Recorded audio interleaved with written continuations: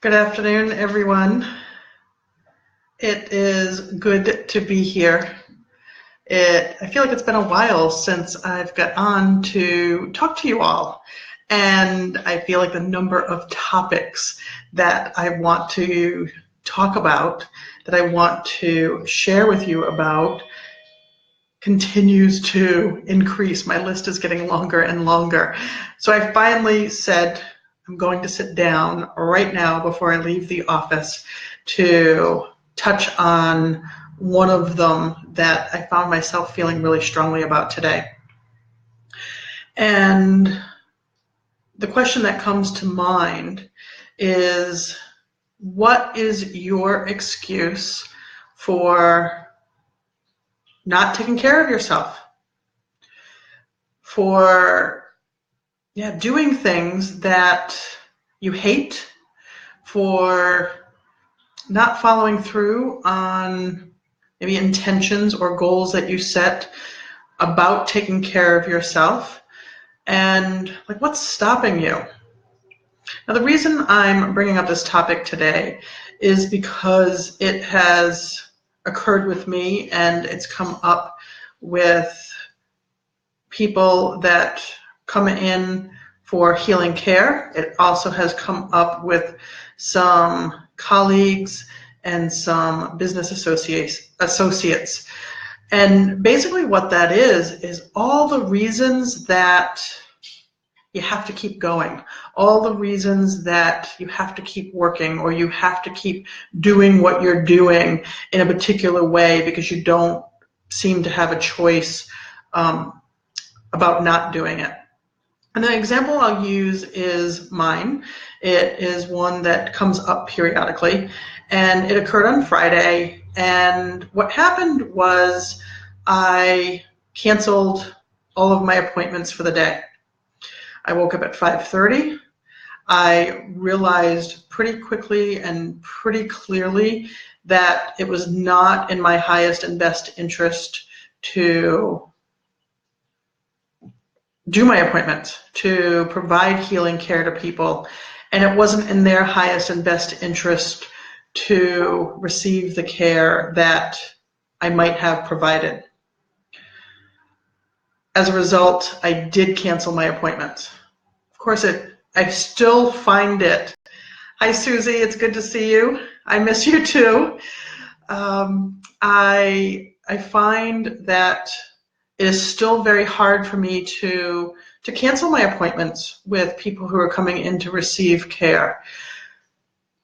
And as a result, at times have done it anyway. Now, why am I bringing this up? I bring this up because I know the excuses that I give to myself. Well, they're relying on me, they're expecting me, they have appointments. I don't want to disappoint them. It might be someone is having pain or discomfort, or something that has not healed yet that they want to receive care for. Someone might be upset or mad at me. It can be any number of things, or I've just got to do it. I have a deadline.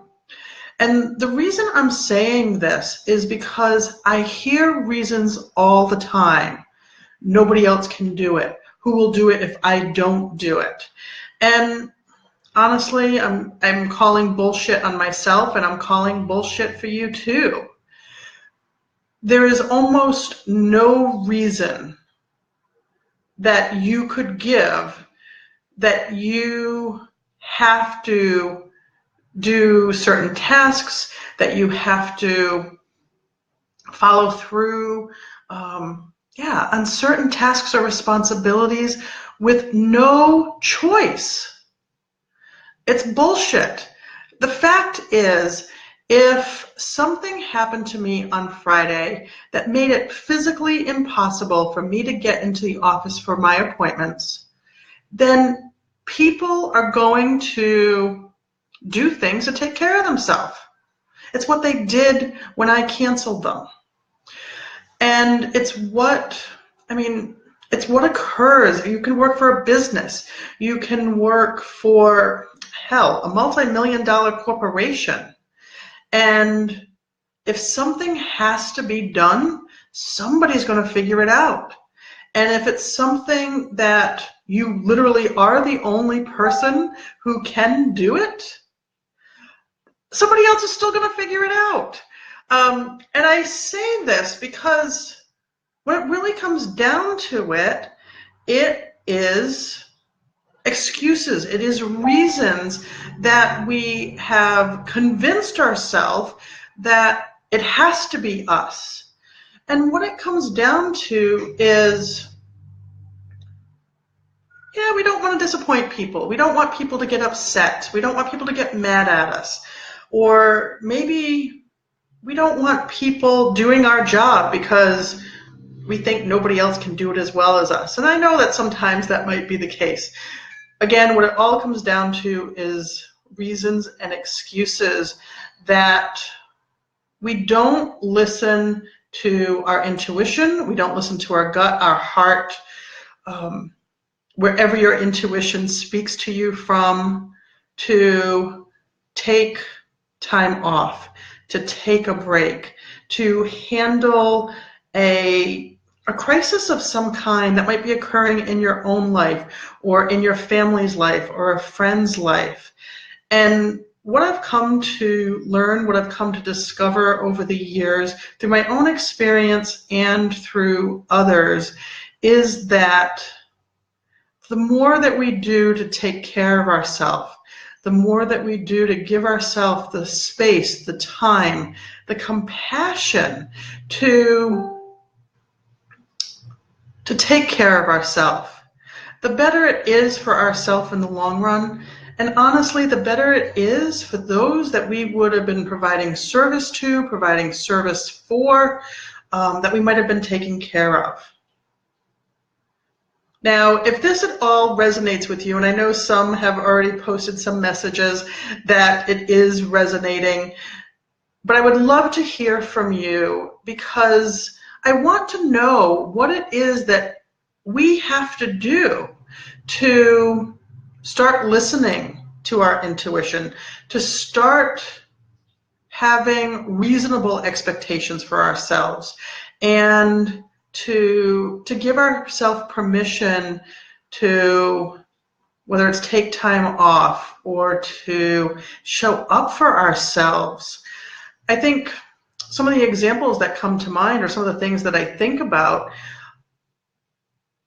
when people say, oh no, I can't do that. I have to go into work sick, or I have to go into work in pain, or I have to go into work even though where I really want to be and where I really need to be is with a family member or friend or someone because they have something that is just awful going on in their life, and that's where I'm really called to be, but I can't do that.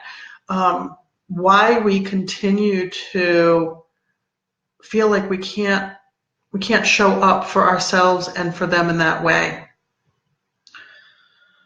I know for myself, I've been injured.